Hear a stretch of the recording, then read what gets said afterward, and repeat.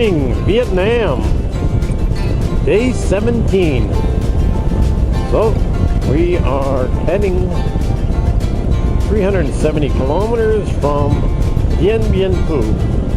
It's a very famous area where in 1954, 68 years ago, the French army surrendered to the Vietnamese in a huge battle that lasted approximately 60 days. So we went to the museum yesterday, very interesting, and would have been nice to spend an extra day here, but next time we'll do that.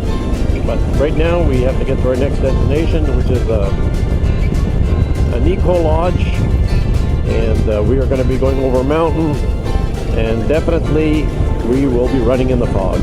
But it's okay, and it's nippy this morning.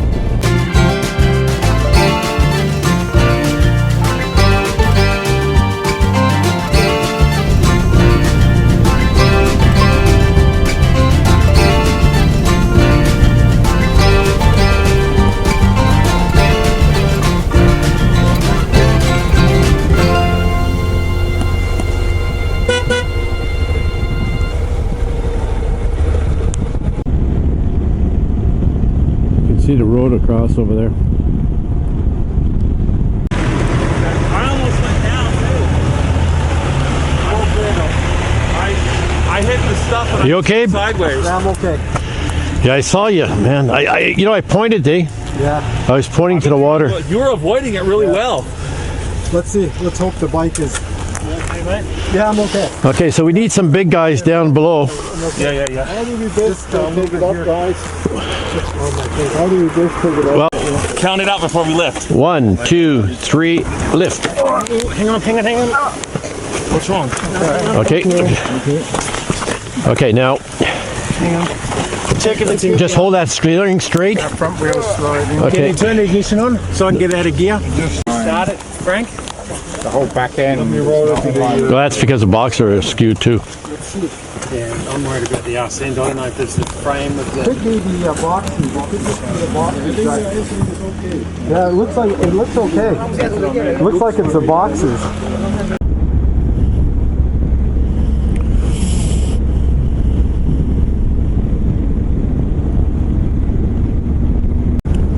Well, in this area of Vietnam, if a woman wears or married, you can see the helmets there. They're sitting on top of a bun.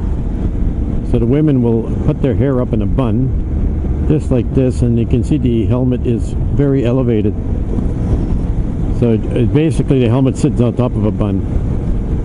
So you see a lady with the bun there? She's married.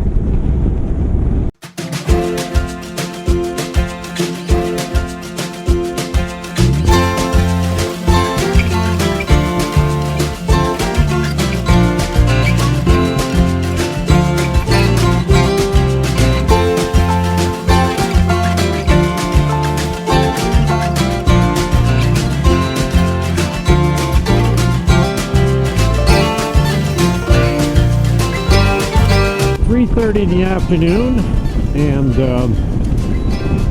we still have, I believe, 90 some kilometers, and the temperature is dropping down again. It's definitely much cooler. Welcome to the jungle.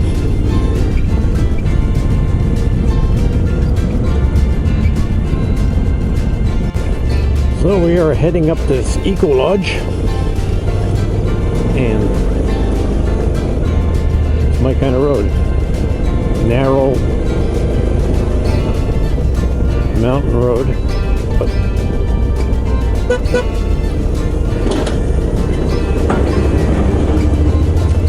and a surprise around every corner.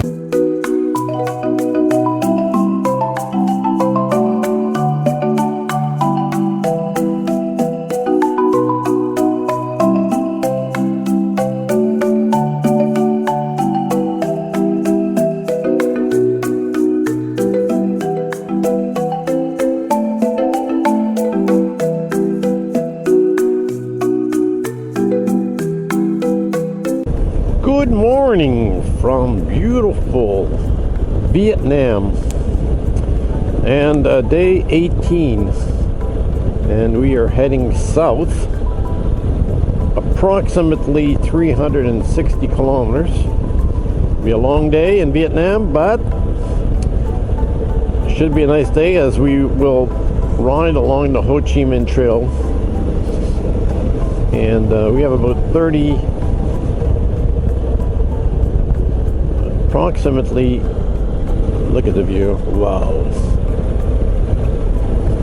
We have approximately 30 kilometers to our first stop, which is a fuel station, and this will get us on back into the main road. This is a very small road, and it's not easy to make up time,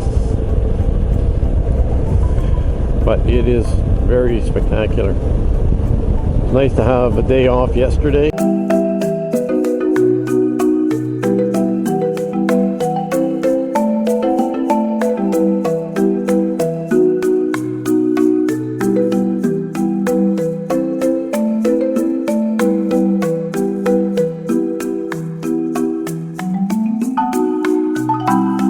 Look at that view.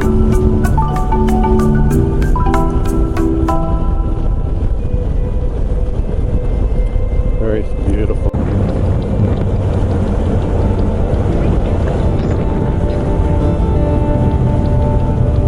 It's Sunday, and maybe that's why the road is semi-quiet. We are on QL15, and I just hope it's like this, because it is a beautiful scenic road.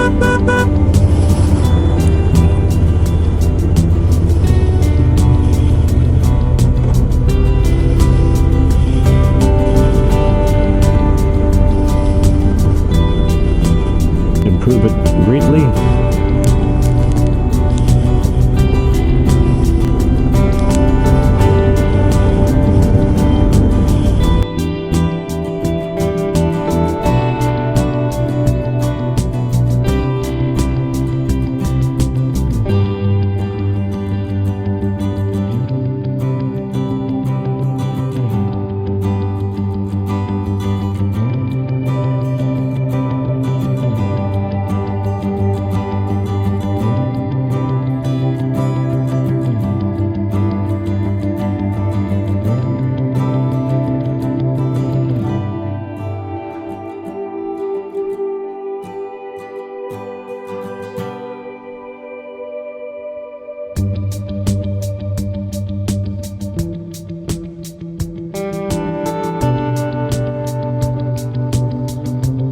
Good morning, Vietnam! Well, day 19, and it is still cold. We are at about the same level as northern Thailand, and the temperature is in the mid-teens.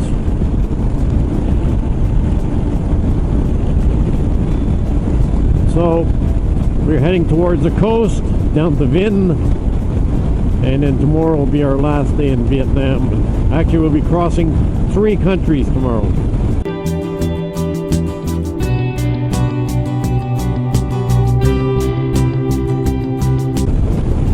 So we are still heading to the coast, and there's some beautiful mountains in here to my right.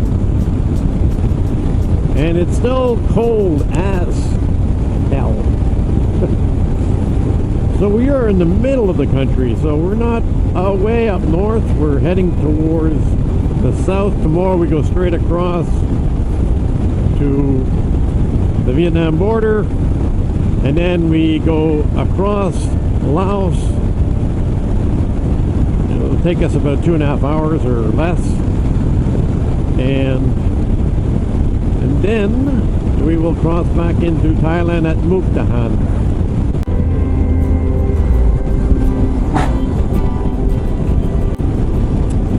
So we are arriving on the coast, and this looks like a Catholic church, pretty big.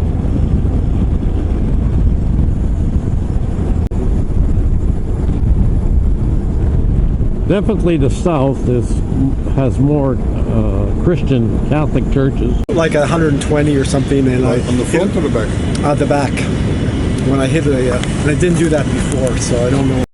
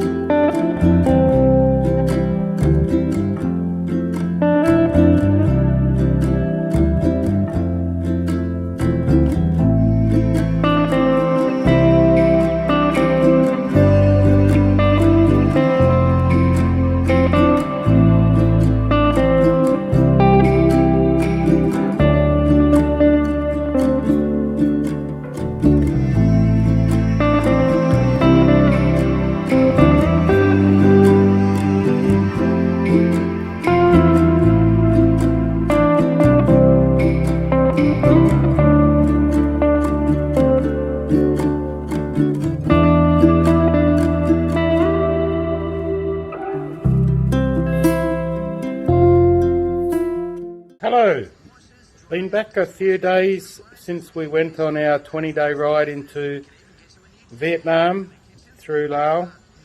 I started the trip from my house here in Chiang Rai, roughly 6,500 kilometres from home, then back to home. What can I say? The trip was awesome. It's the second time I've been to Vietnam with Mike and met up with Win and his driver again. Absolutely awesome guys.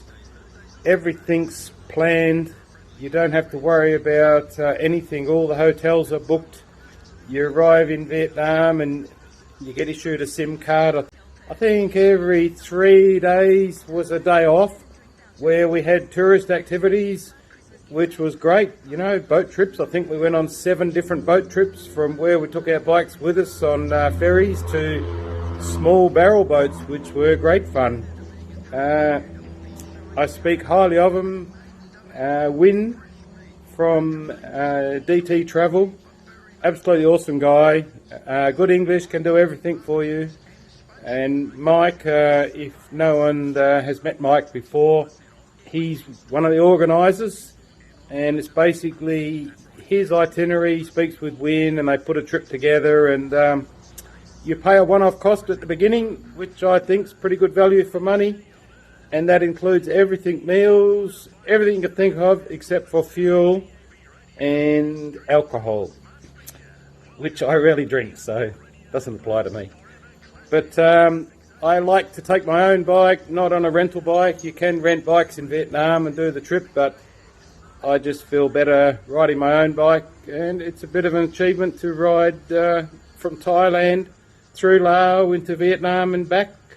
Not everyone can do it because of all the restrictions, but well worth it for me. Thank you. Well, it's been a few weeks since we got back from Vietnam, and this will be the last video in the series of 5. And like I said, it was an awesome trip. The weather was very challenging, but everyone was up to the task, and no belly aching, which was nice. And we rode on some amazing roads in Vietnam. I mean, some of the really, really awesome mountain roads that you have a hard time to find in Southeast Asia. Some of the highest roads, and it was really fun, and I really enjoyed it. And my old NC took me there and back without any issues. Just a little thing, but it wasn't anything major. But other than that, everybody had a great trip. We had basically one flat tire. We had one bike that went off the road, but no major damage, which was really good. And he was riding again the next day. And yeah, all the bikes performed very well. And one of the reasons is that most of the guys had their bikes serviced before they left to make sure that they would be trouble-free. Some of the riders rode up to 6,500 kilometers in 2 weeks. That's including leaving their homes, etc. So yeah, it's a big ride and very, very enjoyable. So on to next year, and if you like these videos, I would hope that you would subscribe and like, and hopefully we'll see you in the next one. Thanks for watching.